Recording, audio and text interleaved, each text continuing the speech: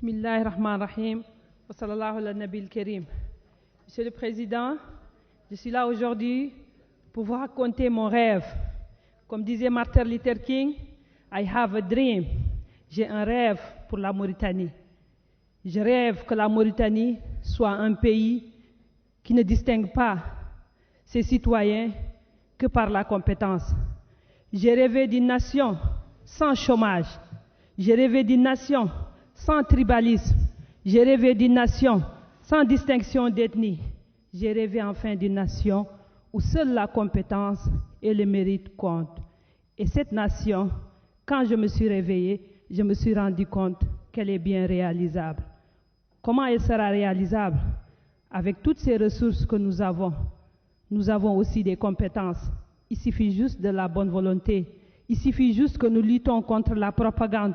Il suffit que nous luttons juste contre le nombrilisme, contre le soi-même, contre l'enrichissement personnel, contre simplement l'égoïsme. Et pour cette raison, je pense que nous devrons commencer par subventionner les denrées de première nécessité, qui aujourd'hui, nous savons, dans le monde entier, il y a une crise qui est traversée, une crise qui est aggravée par cette guerre en Ukraine. Pour cette raison, nous savons que le panier de la ménagère est devenu vide. Donc, je pense qu'une partie des subventions de Taazour peuvent être destinées à la subvention des denrées de première nécessité. Je crois à l'éducation. Monsieur le Président, j'ai grandi dans une ville qui s'appelle Nouadhibou, où on n'a jamais connu ce que c'était l'ethnie, on n'a jamais connu ce que c'était la race. On distinguait les enfants par numéro de domicile. Mintu Voulan, Wallah Khou Voulan, Wallah le père de Voulan. Et aujourd'hui, je vois que mon pays, ce pays que j'ai tant aimé, ce pays qui fait que j'ai renoncé à des avantages en Occident pour venir ici enfin vivre avec mes concitoyens sous la chaleur et sous la poussière, je vois que malheureusement, quelquefois, notre pays fait marche en arrière en se focalisant sur soi-même, en se divisant. On se subdivise nous-mêmes et finalement, on pense que l'État est le seul coupable.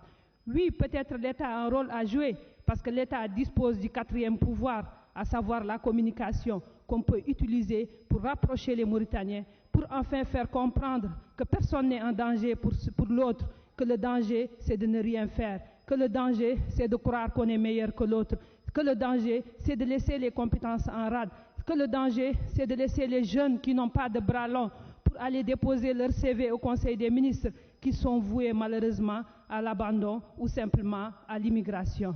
Monsieur le Président, je rêve d'un pays où enfin la présence des femmes dans l'exécutif est plus remarquable. Monsieur le Président, nous sommes 53% de la population, nous ne représentons même pas 10% de l'exécutif et nous voyons que souvent on nous confie des postes à titre, on va dire, symbolique, pour ne pas dire il n'y a aucune femme dans les postes de bonne gouvernance, alors que les femmes sont les gestionnaires de vos foyers, alors que les femmes, c'est elles qui vous permettent justement de vous réaliser et d'être tranquilles, alors que simplement les femmes sont les mères de cette nation.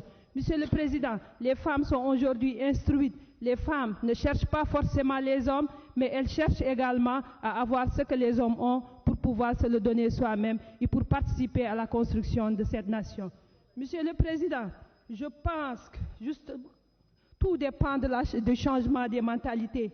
Parce que, Monsieur le Président, l'instrumentalisation, c'est la manipulation des masses. Et la manipulation des masses, ce sont ces médias-là qui, en longueur de journée, nous rassassent les langues nationales, les langues ceci, les langues cela. Nous pensons que nous sommes au XXIe siècle et nous sommes à l'ère du numérique. La langue n'a point d'importance. La seule langue qui compte, c'est la langue de la bonne foi. La seule langue qui compte, c'est la langue de la compétence et la langue de l'honnêteté.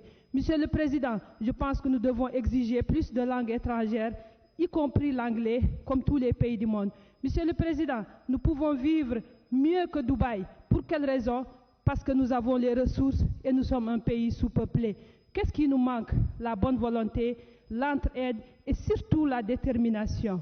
Monsieur le Président, je vous remercie.